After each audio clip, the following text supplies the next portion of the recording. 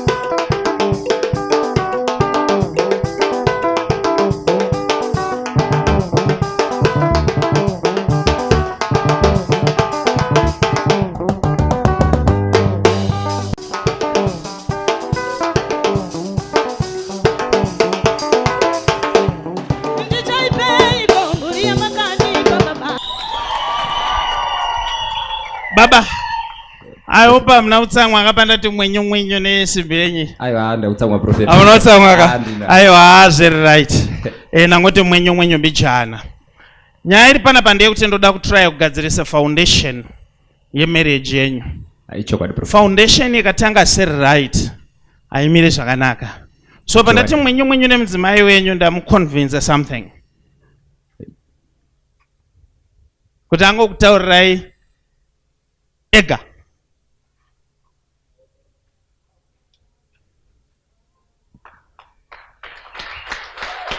Mama, taurai tinzwe mega.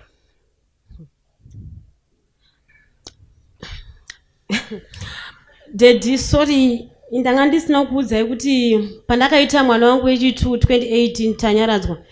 Chibereko changu changa chine ma complications kubva chabviswa saka ndina chibereko.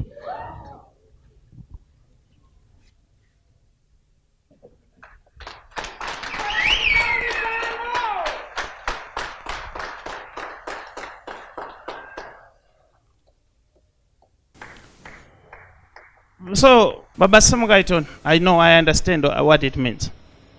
But I'm here to build you. Talk to your wife. Talk to your wife. Taura ni mzima wenyu. Muda kumtichi. Prophet. Don't talk to me. Talk to her.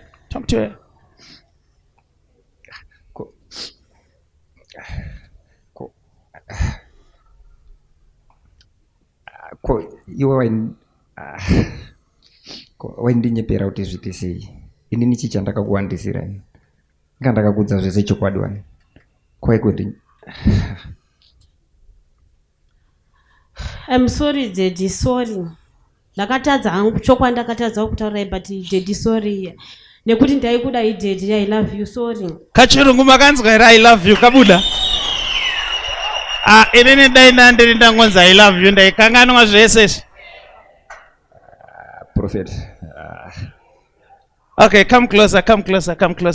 Can you sing what you are singing? Let me sing.